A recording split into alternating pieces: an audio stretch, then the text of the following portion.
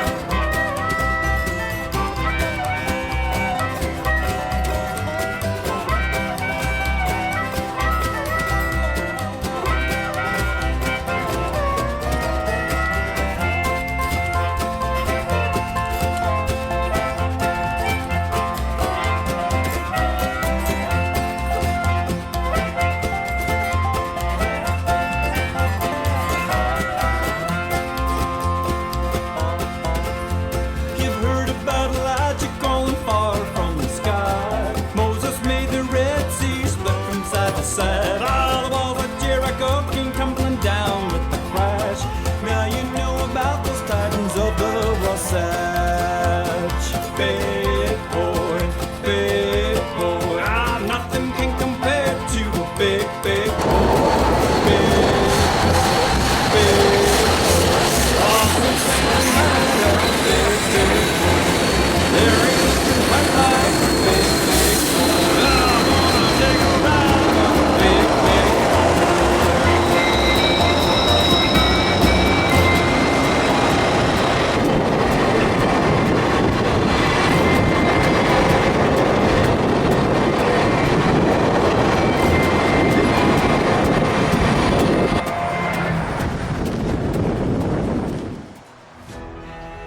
I would like to share some thoughts from a Michael Matea, who wrote the following on a Trains Magazine blog shortly after witnessing 4014. He captures my feelings precisely. Plotting how to follow 4014, attending all the ceremonies at Ogden and Promontory, and seeing the Steam Dream Team in action was a lifetime experience. Pulling into Evanston, Wyoming on May 7 and actually feeling heat from 4014's and 844's boilers told me the journey was worth it. I told myself that even if the crowds only allowed one photo somewhere, the trip was complete. Instead, multiple memorable photos, but even better, rich camaraderie, meeting rail fans from Chile, Switzerland, England, Belgium, and Germany, and our own USA, who had traveled to be there, all with a silly, anticipatory grin on their face. I imagine those foreign fans, just like the U.S. train fans, seeing from childhood those pictures and drawings of a 4000 in a book or magazine, and only imagining what it was like. And then we saw, heard that steamboat whistle echo off the canyon walls, and felt that waiting anticipation as we paid our respect to a true giant of the earth. It was more than rail fans, watching all those families bringing out their children to see this, witnessing the look of marvel on their faces, and on Sunday, May 12th, seeing the long, creeping traffic jam in lawn chairs lining the tracks, said that here was an experience and a touch of history that was more than a fan steam outing. This was everyday Americans and citizens of the world who felt the compulsion and had the patience to see what perhaps they would never see again, or maybe to tell their children this was what their great or current grandparents saw daily. Watching trackside on Sunday, May 12th was an Operation Lifesaver nightmare, as every rule was broken, people posing toddlers on the track or letting them wander to and fro. Luckily, UP was so smart in their PR, having a current site to inform people of the train's progress, operating at a slow speed, and publishing multiple rules and online reminders on trackside safety. Hopefully, 4014 and Boon Companion 844 will continue to bring their magic. In today's bottom-line driven world, this was a PR extravaganza, with risk but great gain. But there was more than corporate PR here. Few corporations respect their history, perhaps giving a brief mention on their official website. This was pride with a capital P, of not just a red, white, and blue logo, but also of those hard-working, nameless, and too often forgotten employees. It told them their work mattered and had significance. UP, Steam Team, workers and those who paid their respects, a job well done, and a memory for years to come.